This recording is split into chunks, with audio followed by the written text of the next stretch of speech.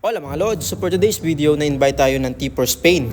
Gagawa tayo ng review sa kanilang bagong mga product or tinatawag na combos menu. So ito na nga mga Lods, no? Papunta na tayo sa metro. Yan, makikita dito 6 minutes na ako maghihintay para sa train.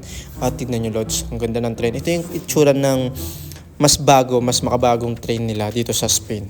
Pipindutin mo lang yan para magbukas. Pero automatic, sabay-sabay yan nagbubukas eh. Pero kapag nasa loob ka, siyempre, pipindutin mo yun para makalabas ka. So, dito tayo bababa sa Sol dahil ito yung mas malapit para sa akin. Mas malapit na metro para makapunta sa T4.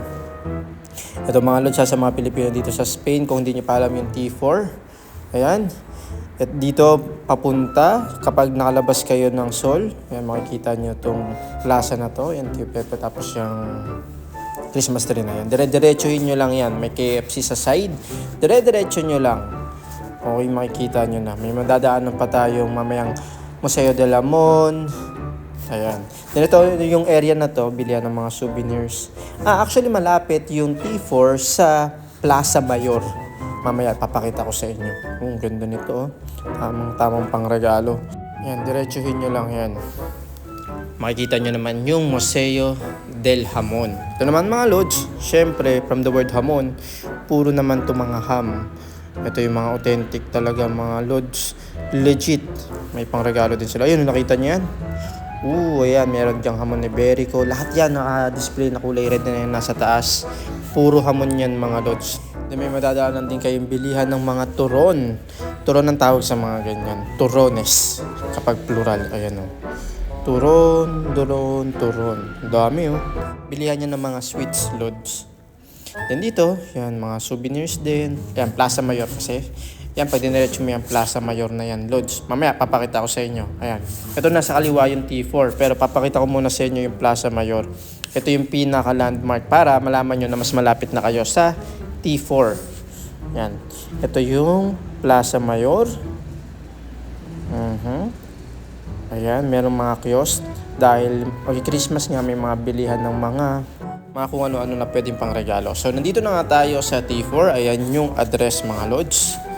Ayan, ang T4 ay more on milk tea. Then, maganda tong area na to dahil pwede kayo makapag-chill dito, makapagkwentuhan dahil meron pa yan taas mga Lods. Mamaya ipapakita natin sa inyo. At meron silang promo ngayon na buy one take one hanggang December 21 mga Lods. Ayan. Ang pinaka-paborito ko dito, Lods, ay yung taro, yung batido or yung ice blended na taro. So ito yung itsura sa loob, Lods, ng T4. Ito, Lods, yung bago nila. Any ramen plus drink. Ayun yung mga presyo. Nakikita nyo, may 850 euro. Waffle, ito, masasuggest ko yung waffle plus chicken nuggets. Then, Uber roll cake plus yung drinks. Ayan, mga Lods. Makikita nyo naman sa kanilang menu kung ano yung mga pwede nyo i-combo. So ngayon Lods, papunta na tayo sa taas. Makikita nyo kung gaano kalawak dito sa taas at perfect dito mag-chill, chikahan kasama yung mga kaibigan ninyo Lods. Okay na okay dito. Tambay din kami dito ni Carino, lalong-lalo na kapag day off namin. Kasi ang sarap talaga ng calamares dito, pati ng chicken nuggets nila. Plus dagdagan mo pa ng drinks. Solid Lods. Nakakaubos kami ng apat na box, tag-dalawa kami dahil ganun kasarap, lalong-lalo na yung calamares Lods. Try nyo yun, at chicken nuggets, ayun talaga yung binabalik-balikan namin. So ngayon, maghahanap na ako kung saan ako po pwede pumuesto at ito yung napansin ko na perfect sa pag-vlog kasi merong natural light. Ang ganda ng interior nila dito, no Lods? Astig ng view. Then ito na nga, sineset-up ko na yung aking camera para sa paggawa ng reaction video. At yan pa ibang mga available dito na makakain nyo kapag pumunta kayo dito sa T4 Spain, dito sa Madrid, sa sentro ng Sol. Look at that! Diba? So ito yung binigay nila sa akin para gawan ng review. Ito yung pinaka-favorite ko talaga. Ayan, meron silang bago. Ube cake, taro cake. Ayan, mamaya titikman natin yan. Ang cute ng pangregalo. Ito lagi kong ino-order. Smoothie na taro. Then ito yung bago nila na Vietnamese coffee. Then ito naman yung kayo lagi. Royal milk tea na taro pearl. Then ito po pwedeng Yung Kyoto Green Tea Latte, po pwede siyang hot, po pwedeng cold. Pinasabi sa akin.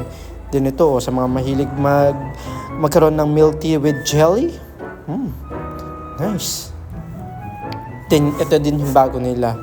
Jin Ramen, Korean style instant noodles to lods.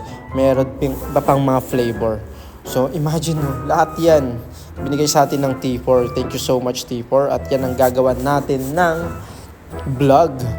So, yung sinasabi ko sa inyo, po pwede nyo siyang gawan ng combos. Any drink, tapos po pwedeng with taro cake, any drinks na may kasamang ube cake, o ayan, sa mga mahilig sa coffee jelly, tapos po pwede din na shin ramyun or shin ramen, at may kasamang drinks.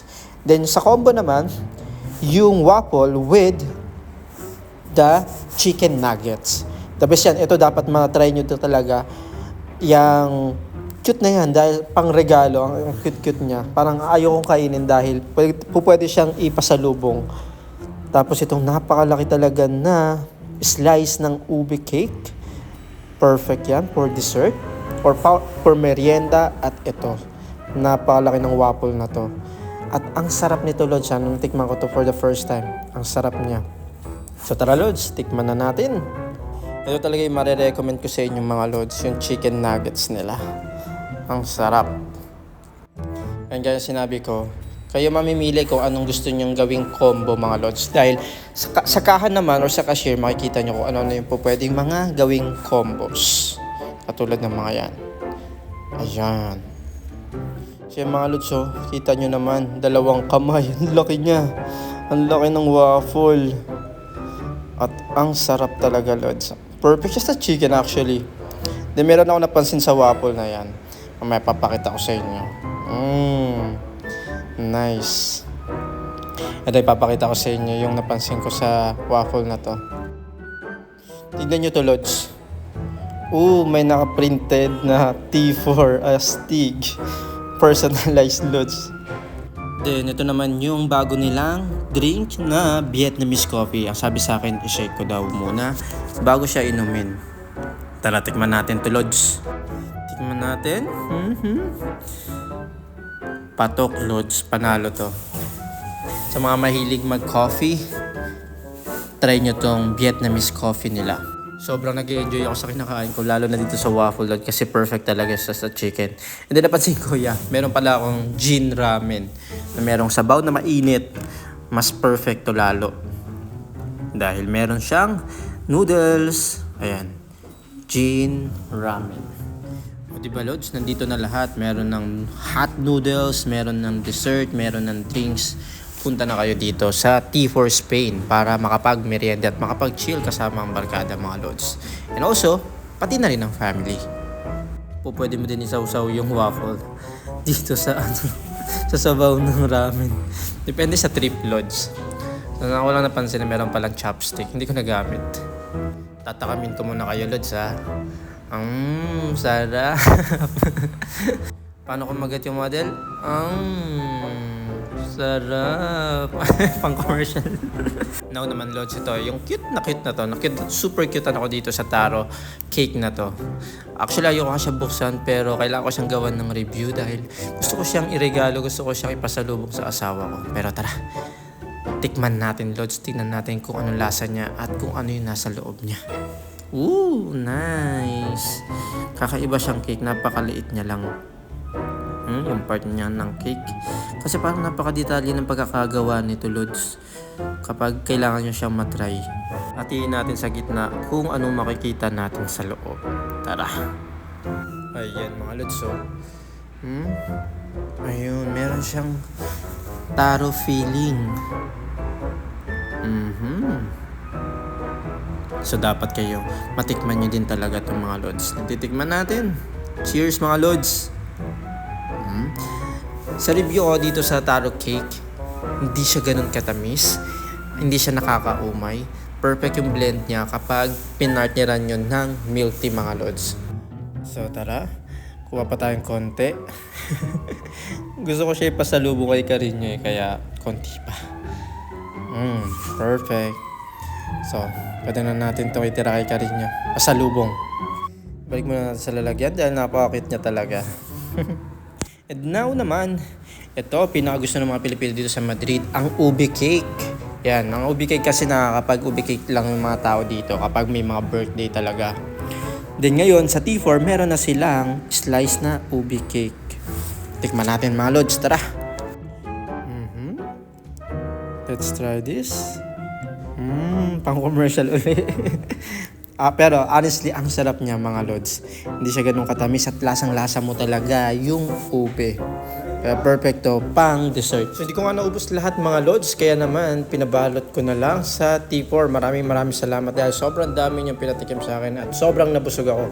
Kaya naman mga lods, sugod na kayo dito sa T4 at tikman ang kanilang mga bagong combos menu.